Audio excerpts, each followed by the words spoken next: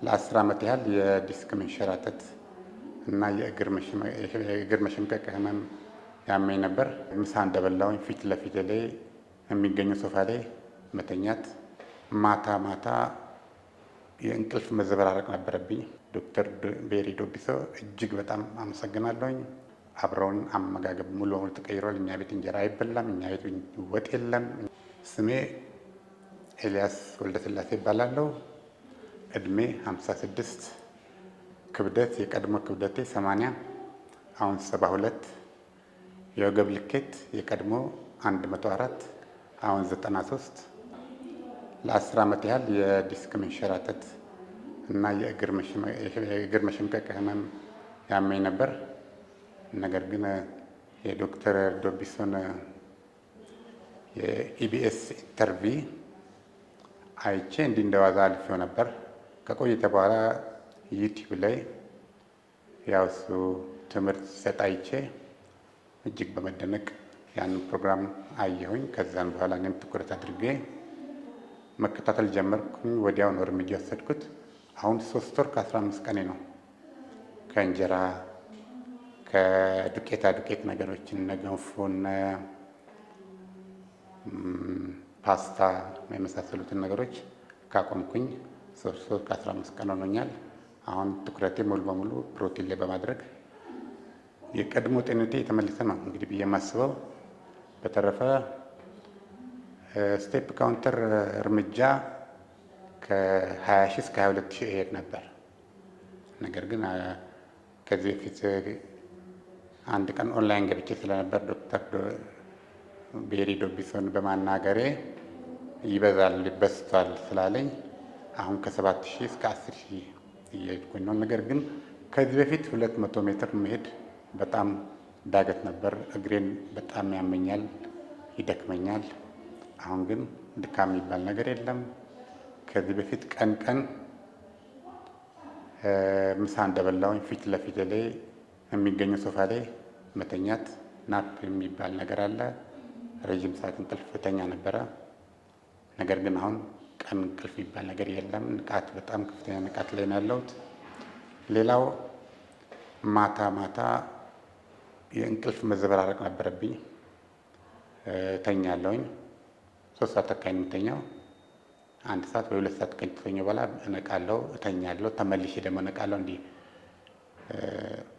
ኦን ኤንድ ኦፍ የመሆን ባህሪ ነበር። አሁን ግን 3 ሰዓት ከተኛሁ ጠዋት ነው 11 ሰዓት ተኩል ነው የምነቃው። ጥሩ ጤንነት ላይ ይገኛለሁኝ፣ ጥሩ መነቃቃት ላይ ይገኛለሁኝ። ዶክተር ቤሪ ዶቢሶ እጅግ በጣም አመሰግናለሁኝ።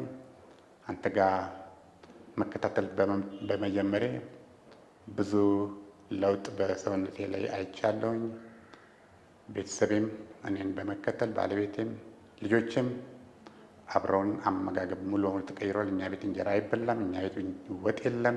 እኛ ቤት ዱቄት፣ እነዚህ የዱቄት እህሎች የሚባል ነገር የለም። አቁመን አሁን ወደ እንቁላሉ፣ ወደ ስጋ፣ ወደ አሳው፣ ወደ ቺክኑ፣ ወደ እንቁላል፣ ወደ አቮካዶ፣ ወደ ቅጠላቅጠል፣ ወደ ጥራጥሬ ዞረናል። እንግዲህ 3 ወር ከ15 ቀን ሆኖናል። በጥሩ ሁኔታ ላይ እንገኛለን።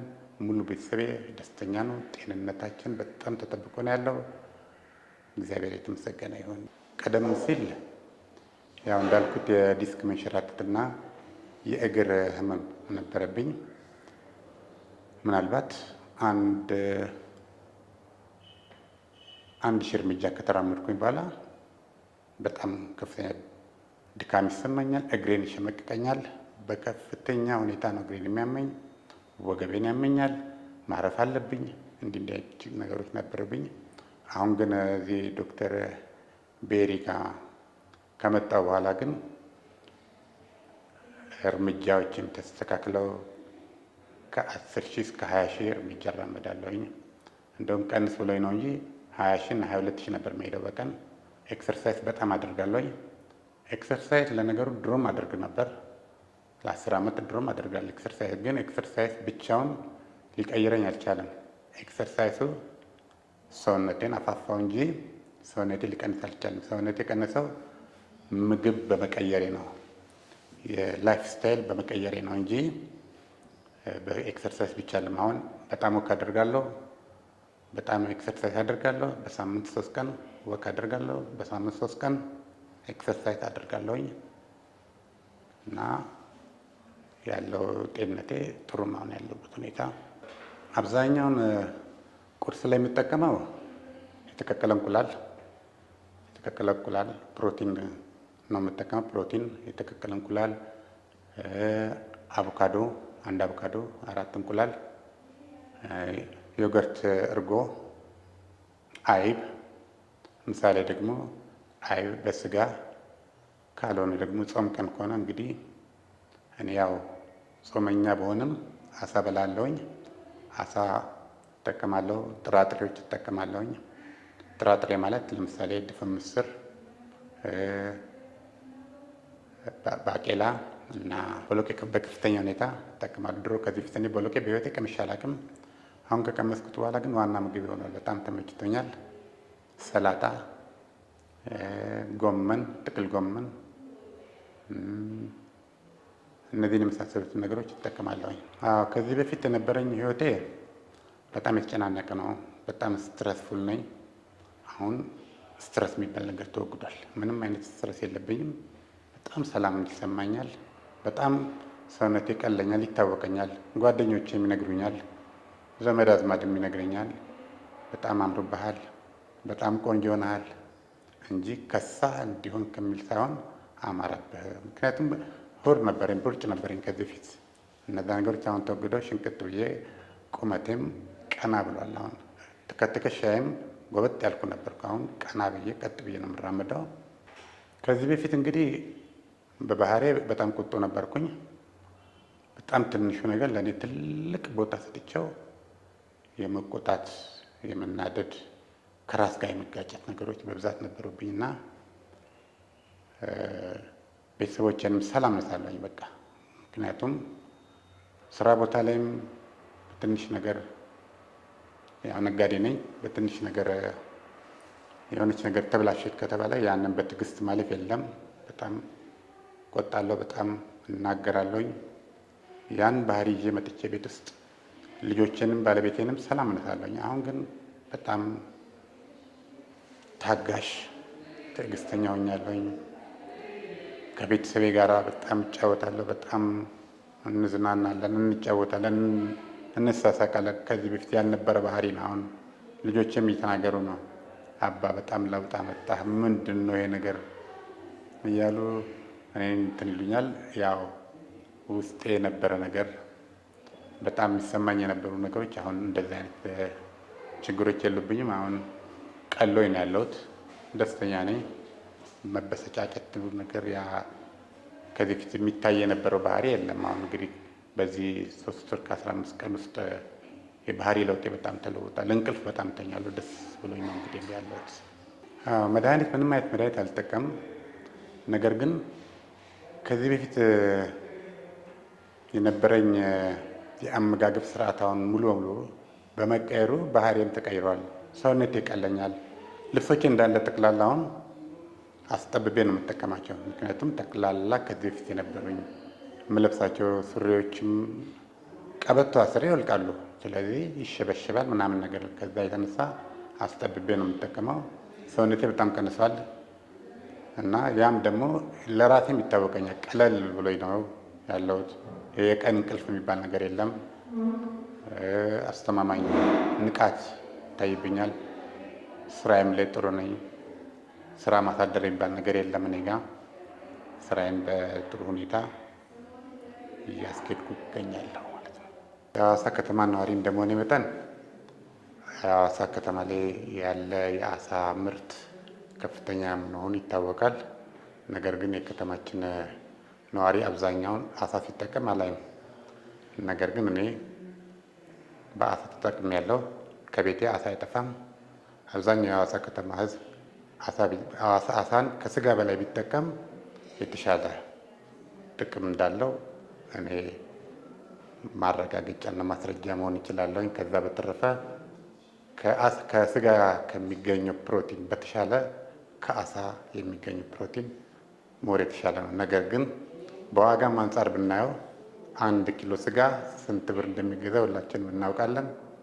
1 ኪሎ አሳ ግን ከግማሽ በታች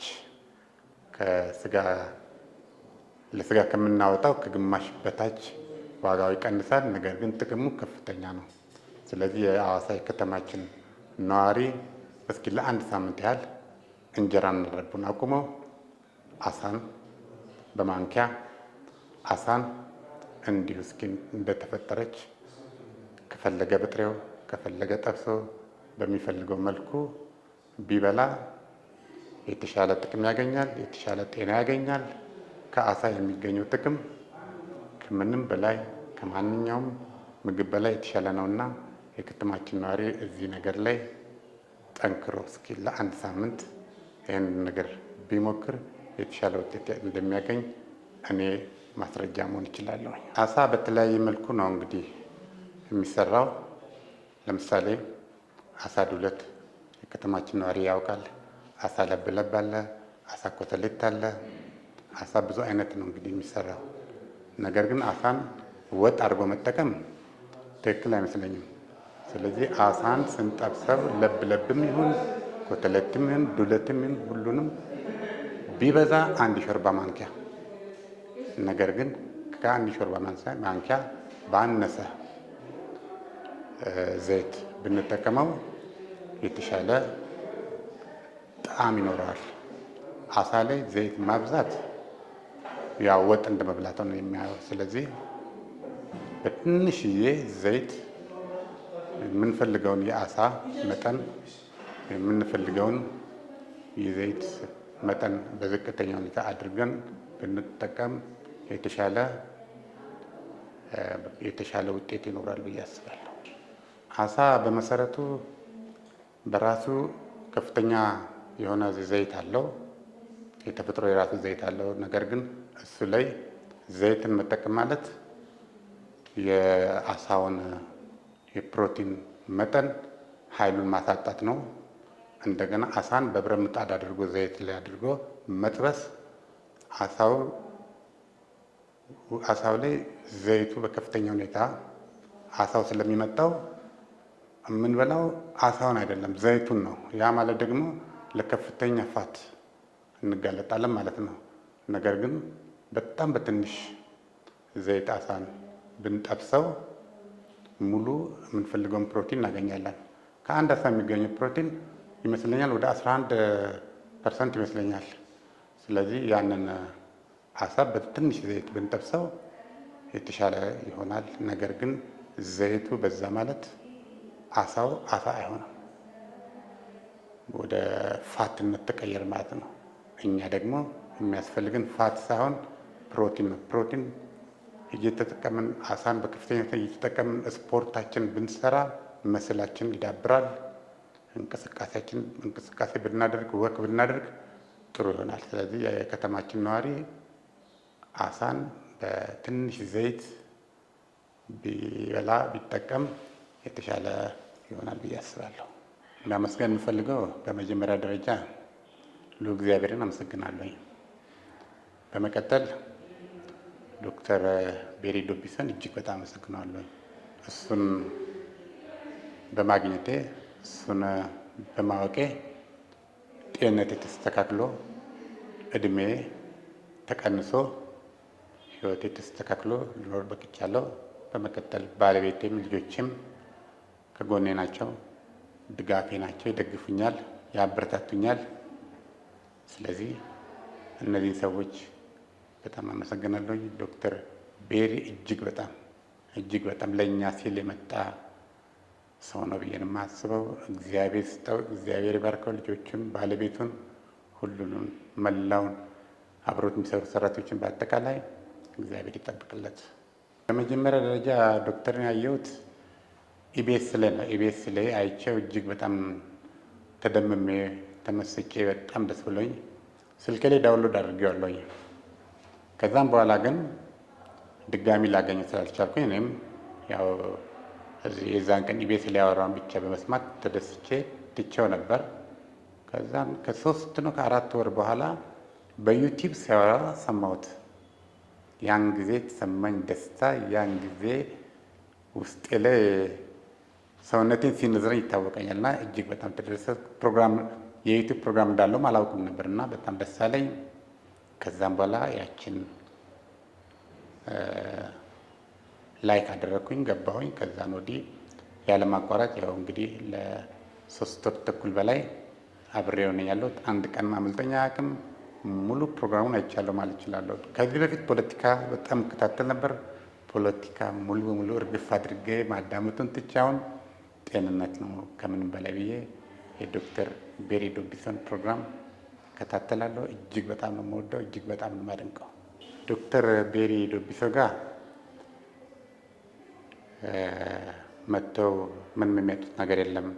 ውፍረት ያለበት ሰው፣ ስኳር፣ ደም ግፊት ያለበት ሰው ደግሞ እንደኔም እግሬን ሸመቀቀኝ የተለያየ ህመም ያለበት በውርጭ ያለበት ሰው ዶክተር ቤሪ ጋር መጥቶ ሕክምናውን ቢያገኘው ያለምንም መድኃኒት የተሻለ ውጤት የተሻለ ተአምር የሆነ ለውጥ ያገኛል።